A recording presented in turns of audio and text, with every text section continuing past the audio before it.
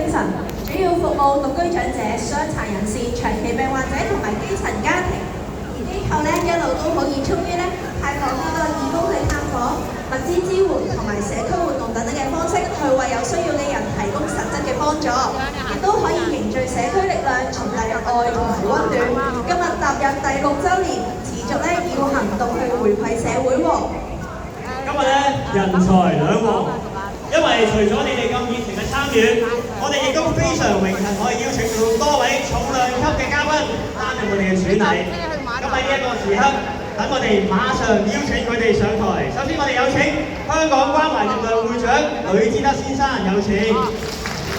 就係我哋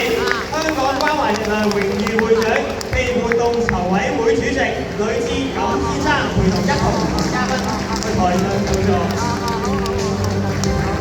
好啦，首先我哋有請勞工及福利局副局長何啟明先生 JP， 有請。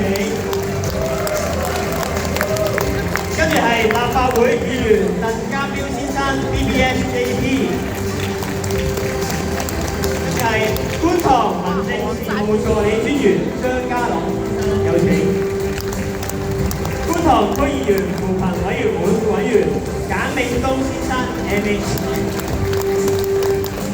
香港關懷力量榮譽會長、健康力量會長、健將護康會會長葉贊溪拿督。香港關懷力量榮譽會長、香港珠海文藝協會首席藝術總監朱怡會我要高飛藝術團主席、香港珠海社團總會執委郭振賢先生。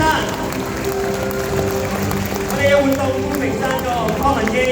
行政總裁粵港澳大灣區傑出青年企業家葉朗樂先生，有請。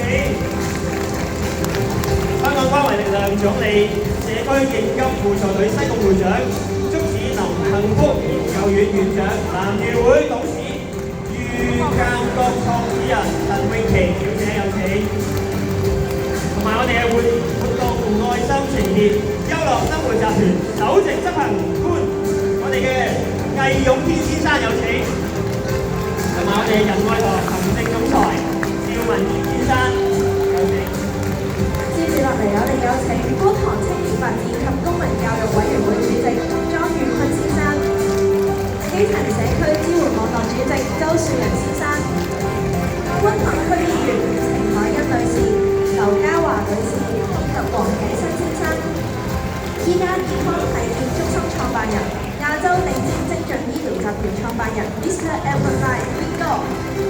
健康關懷力量總理依家健康體驗中心 CFO Time Story Limited CEO Mr. Perry Wong， 盧錦平律師事務所盧錦平先生，香港關懷力量首席法律顧問葉家俊先生，香港復康力量榮譽總理李恩傑先生，長跑師政會會長張一平先生，香港關懷力量總理紫匯文化媒體有限公司行政總裁李子芝小姐，香港關懷力量法律顧問黃富明律師。好啦，咁我哋請我哋咁多位嘉賓可以先行就座，有請。好啦，咁亦都請我哋嘅大會攝影師幫我哋台上嘅嘉賓先嚟一張大合